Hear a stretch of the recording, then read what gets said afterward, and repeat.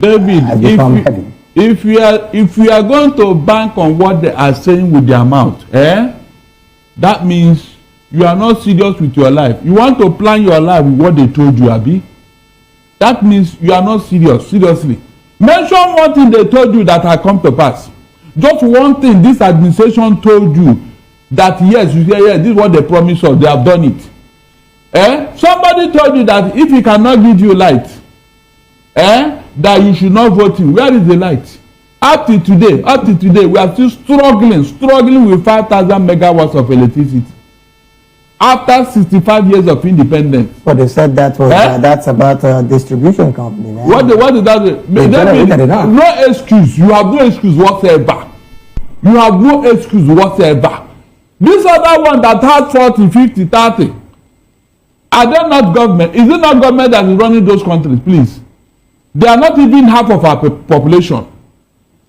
What is the megawatts of electricity in South Africa here?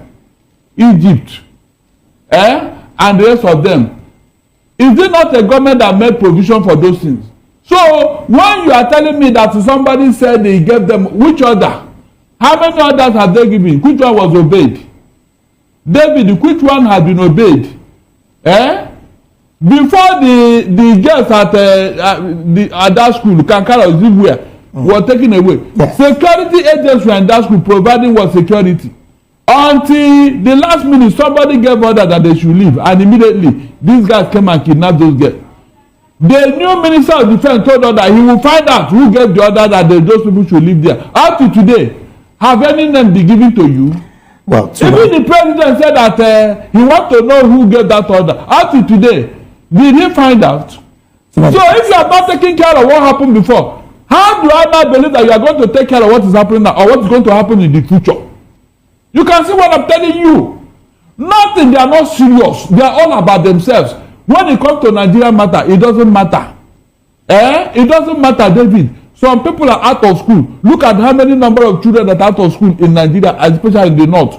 But somebody from the same north had the audacity, the wickedness to go and be spending $5 million to pay for his own children's school fees in Switzerland. Oh well, Barrister, because of our time, really, these are people that you are listening to. This is where we have to draw anchor on the analysis segment. I told you here, if you don't want them to do those things, take care of them. David, take care of your people. They will not have time to go into criminality. This thing money you are looting is the money you could use to better Nigeria, for God's sake. Or am I not making sense to you? 210 trillion naira, and nobody is talking about, nobody is accounting for it. What kind of country is this? You are asking people because they vandalize what they are. If those people we are taking, if they are working in factories and all that, will they be looking for what to vandalize? Tell me. Will they look for what to vandalize? Nigerians? Every time you breed a bunch of criminals and you turn around to arrest them. Are you not the one that created and they gave back to them? When you have impoverished people with no means of livelihood, what do you expect them to do, for God's sake? What do you expect them to do? Tell me. Many businesses are closed down because they cannot afford to even meet NEPA tariff. They can't pay NEPA bill. They can't pay NEPA bill in their working place, and they have to close down. And now you are blaming them. Meanwhile, you are looting the treasury. You are looting the treasury, and nobody is arresting you. Things are not there. There is insecurity in Nigeria. Is that not true? Covering it does not make sense at all. It is this type of behavior and attitude and utterances that makes the people to be disenchanted. Go and do opinion poll. 80 to 90% of Nigerians don't believe in Nigeria again because the government has neglected them. So how do you now be how can you be patriotic to a government that don't care about you? Please tell me. How? A government that does not care about you, how can you be patriotic to that government? Just tell me how it happens. I told you when Paul Biya started this and that, it is now the trend in Africa. Every other African leader has caught the bug. It's like a virus spreading all through African states. And so, except African youths come together, and do that thing that happened is it not in Tunisia, Arab Spring? That's what they are calling for now. And that's the only solution to this nonsense. African youth should rise up and let us have one revolution in Africa for once. It's about time. That is the only solution, because that is what solved the problem in the Western world in those years of impunity and arrogance. A woman was told in France that the people have no bread to eat. And she said, okay, if they don't have bread, then they should go and eat cake. Is that not what caused the French Revolution? So, this same arrogance that is going on in Africa today, except they rise up, and that is the youth, nothing will change. I don't think the AU is bothered, and I don't think they should be bothered. It is a matter for Ugandans.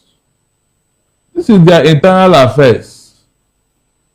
On what ground will anybody interfere when the people of Uganda are quiet about the whole thing? And so, if they don't approve of what happened, of course, they should go and protest. Are they really quiet, Barrister? Because as it stands, the young people, even if they take to the streets, you hear the head of the military clearly stating that an opposition leader, presidential opposition leader, is declared wanted and should present himself in the next 48 hours. So with these kind of threats, Barrister, what can an ordinary Ugandan do?